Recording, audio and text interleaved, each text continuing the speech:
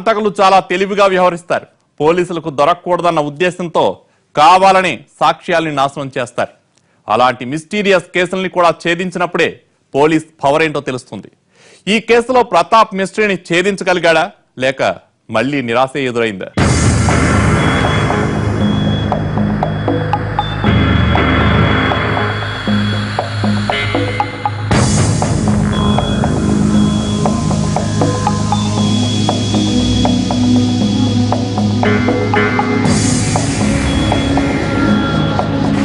హత్యల గురించి నాకేం తెలియదు సార్. వాళ్ళిద్దరూ నా కారే ఎక్కారు, కానీ మధ్యలోనే దిగిపోయారు అని మొత్తుకున్నాడు శివ.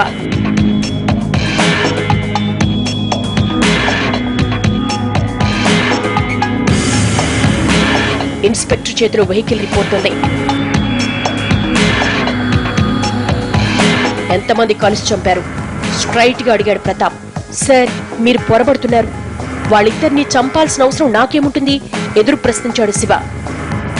మరి నీ ఫ్రెండ్స్ ఏంటి? లాయర్ ను చంపడానికి నీకు హెల్ప్ చేశామన్నారు. ఆరా తీస్తున్నట్లుగా అడిగాడు ప్రతాప్. అలా చెప్పారా అని కంగారు పడుతూ, లేదు, అబద్ధం. వాళ్ళలా ఎందుకు చెప్తారు అన్నాడు. చెప్తారు తమ్ముడు, మా పోలీస్ పద్ధతిలో ట్రీట్మెంట్ ఇచ్చేసరికి జరిగిందంతా చెప్పారు ఘాటుగా అన్నాడు ప్రతాప్.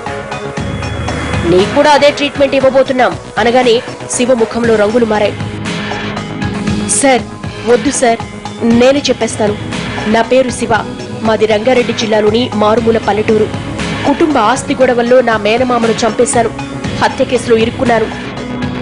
ఎలాగైనా ఈ కేసు నుంచి బయటపడాలని లాయర్ రాజును కలిశాను.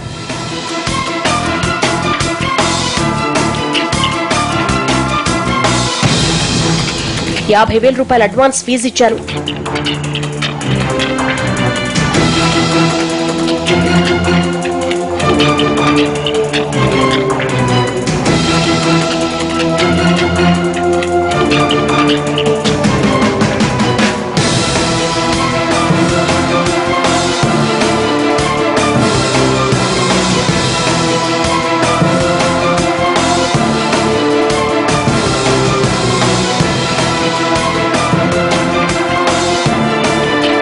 కానీ కేసు నుంచి బయటపడే అవకాశాలు రోజు రోజుకు తగ్గిపోయాయి. బలమైన సాక్ష్యాధారాలు ఉన్న రాజు మాత్రం మనమే గెలుస్తామనేవాడు. ఫీజు డబ్బు పోతుందని అబద్ధమాడేవాడు. ఎప్పటికప్పుడు నీకేం కాదు, నిన్ను గెలిపిస్తాను అంటూ చెప్పుకొచ్చేవాడు.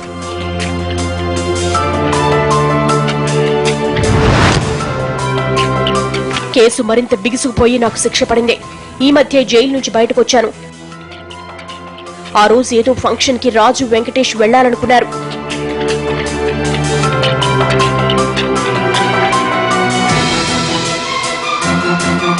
వెంకటేష్ రాజు ఆఫీస్కి వచ్చాడు. ఇంతలో ఓ పాత కేసుకు సంబంధించిన క్లయింట్ వచ్చి రాజును కలవాలని అడిగాడు.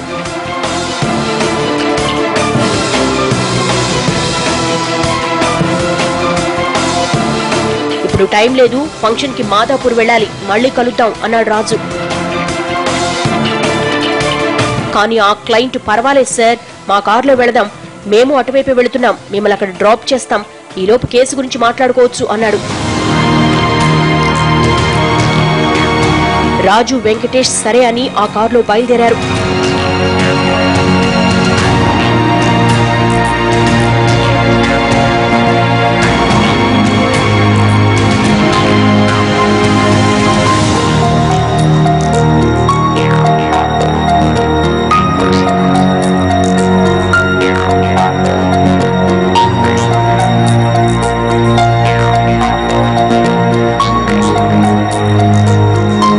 కోపంతోనే రాజును హత్య చేశాం.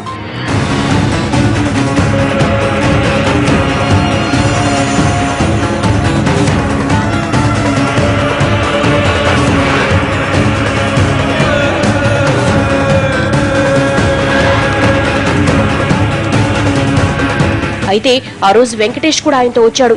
మా విషయం ఎక్కడ బయటపడుతుందోనని ఆయన కూడా చంపేశాం. నా స్నేహితులు ఎందుకు సహకరించారు అంటూ శివ కేసు మిస్టరీని విప్పాడు.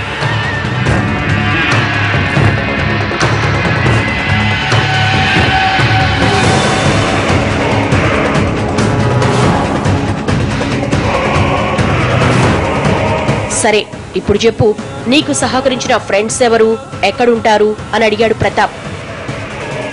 ఉలిక్కి పడి ఆశ్చర్యంతో, అంటే మా ఫ్రెండ్స్ క్వశ్చన్ మార్క్ ఫేస్ పెట్టాడు శివ. నీ నుంచి నిజం రాబట్టేందుకు అలా చెప్పాను అన్న ఇన్స్పెక్టర్ కేసు ఫైల్ చేసి శివను అతని ఫ్రెండ్స్ ముగ్గురిని అరెస్టు చేశాడు. సరైన సాక్ష్యాధారాలు దొరక్కపోతే ఏ కేసులోనైనా పోలీసులు ప్రతి ఒక్కరిని అనుమానిస్తారు. అలాగని పోలీసులు ప్రశ్నించిన వాళ్ళంతా నిందితులైపోరు.